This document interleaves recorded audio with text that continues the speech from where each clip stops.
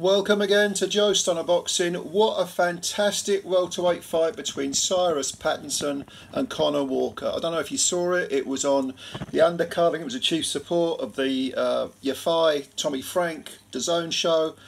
I think it was a Next Gen show, Class Days anyway. But fantastic stuff. I mean, really, really great. Pattinson came in with 6 wins, no defeats, no draws, 4 KOs. And he was last seen getting the better of Chris Jenkins. Stopped him in 9 rounds, TKO. Jenkins, another one with a tremendous heart and everything. That was a real great fight. But even that was overshadowed by this because Conah Walker came in, orthodox fighter. Pattinson's a southpaw. Conah had 12 wins with 4 KOs, 2 defeats, both on points and a draw. Last time out he lost to Kane Gardner actually over 8 rounds, 8 round points decision. And then 2 fights prior to that, he was beaten over 10, unanimous decision by Samuel Antwi. So, you know, I think he's 28 now, Conah Walker, so he's probably in his prime. So he's got another chance, and he was going to take it. He was going to take it, or he was going to get levelled. You know, there was no quitting the guy. Cyrus Pattinson, less experienced, you know, has had that great fight against Chris Jenkins, but other than that, you know, being brought along, you know, quite well. I mean, he had a fight against some undefeated guy who was undefeated in 8, stopped him in 3 rounds. That was back in 2022. And he had a TKO, 6-round TKO before the Jenkins fight. So he's been brought along, and clearly, you know, at 29 again, he's probably in his prime, his physical prime anyway. He's got his man strength now, but looking at Walker, you just thought maybe he's got a bit more experience. I suppose he would. He's had more fights, but maybe you can have a lot of fights but not have much experience because you're just beating journeyman. And you know, the Antwi fight and the Gardner fight, probably, if he's sensible, Walker will have learnt from those and he would have taken something from them. And with this defeat, to be honest with you, Cyrus Pattinson will take something from this because he showed a ton of guts. No mean you know, skill, talent and so on. I mean, it was all on display. It was a real phone booth war. Pattinson, to start with, looked the more refined. He was a bit more stand up, although he had a very tight guard. Fired some excellent conventional textbook punches. Walker was a little bit more bob and weave, but he liked the right hand, Walker, and against the southpaw, the old cliche is the right cross of the right hand is going to land. You got to keep pumping that right hand, and that's exactly what he did. And first round, I thought Pattinson edged it, did a little bit more cleaner work. He seemed to be controlling the range a little bit better. Walker was just sort of settling in. In the second round, I thought Walker was landing some, you know, half decent punches, probably putting some consistent pressure on. Even though he might not be landing with all his punches, he was certainly putting the pressure on and not backing off. I actually thought he edged the second round. Now in the third round, it really started to happen because there was a fantastic right hand, conventional backhand from Walker against the southpaw Pattinson. It landed on the jaw. Pattinson staggered backwards and fell back onto his back. A knockdown. I don't know if it's the first one of Pattinson's career. I want to say it is. I think it is. Walker got up and then railed after him, and it was a big 10-8 round for Walker. So, you know, terrific stuff. Fantastic stuff. And suddenly Walker's in the ascendancy. How often do we see it, though, when one guy has a big round and the following round, maybe he's looking for the same punch, or he's used up a bit too much energy, not just nervous energy, but excitement is energy which you can burn up.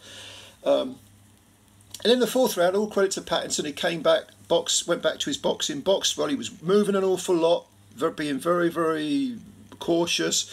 Not so. There's no coming forward this time, not like in the first and the second rounds. But he did win the round. I made it 2 rounds each with Walker's. Walker's got the knockdown, so I had him a point ahead. In the 5th round, I thought that, again, we saw some good work from Walker. And there was, towards the end of the round, it was kind of, I don't know really, I don't know what I'd say. I think maybe up to the point, up to sort of late in the round, Pattinson was winning that fifth round. But there was a rather controversial knockdown scored by Walker. Pattinson was sort of in the corner.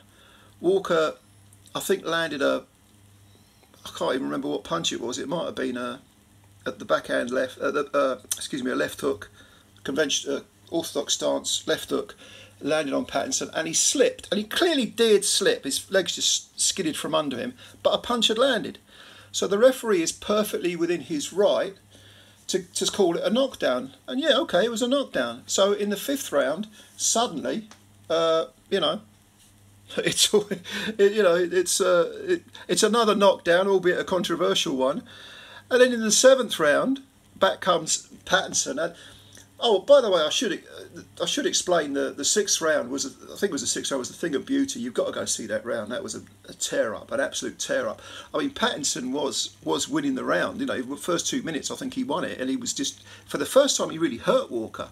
And if it wasn't for that knockdown right at the end of the round, that slip come knockdown, you could easily say, well, you know, that's not a 10-8 round, but it's a very, very clear round for Pattinson. But the knockdown kind of made it maybe a 10-8. I don't know, you know, it depends where you want to go. It's all subjective, isn't it? I mean, if a guy scores a flash knockdown or a knockdown which isn't, what are you going to do? You're going to give him a 10-8, or are you going to give the other guy, you know, maybe give him the round by a point, or are you going to call it an even round? I mean, but it was don't get me wrong, in the last minute, Walker did land some heavy punches prior to that knockdown that wasn't. Now, in the seventh round, another knockdown, and this one clearly wasn't a knockdown. I mean, it was just a ridiculous decision by the referee. Pattinson was, again, trying to find the punches, being very, very busy, but Walker wasn't going anywhere. Walker had a swelling under his left eye, which was starting to protrude a bit. But then, right at the end of the round, Walker managed to get Pattinson onto the ropes, and then as he sort of skidded off it, Walker shoved him, and Pattinson fell backwards, and the referee called it a knockdown. Now, that one definitely wasn't a knockdown. There's no controversy about it. It is controversy because it was called a knockdown, but to me, that's not even 50-50. You know, no punch was landed. It was a shocking decision by the referee. There's no way on God's earth I'm giving a 10-8 round to Walker when it's quite clearly a push. In fact, I would have said that was an evenish round, but maybe you could have shaded it to Walker, or either way. But it definitely won a 10-8 round, not to anyone. Okay.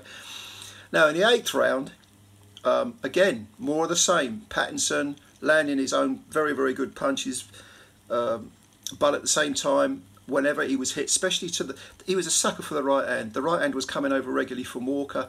There was also some very, very good body work from Walker throughout several of the rounds, particularly in those middle rounds. And Pattinson was really beginning to, he wasn't sagging, but he was beginning to look like he was in the trenches. Whereas Walker wasn't for any shape or form. He wasn't backing off. He was walking forward. He was coming forward. He's never mind the swelling under the eye. He was giving it large. And then right at the end of the round, he got Pattinson on the ropes and battered him. Absolutely battered him. And Pattinson managed to sort of get back to his corner at the end of the round. And the referee pulled him out of it. He just said, not the referee, excuse me, the corner man pulled him out. He said no more. He didn't like what he was seeing. There were 2 rounds to go. It was a 10-rounder. But his cornerman said, no more. I don't like what I'm seeing. And you got to wonder whether, I mean, it wasn't just that round, it was the whole fight. Pattinson looked, no quitting the kid at all, but he looked like he'd had enough. I think it was a very compassionate, sensible decision by the cornerman.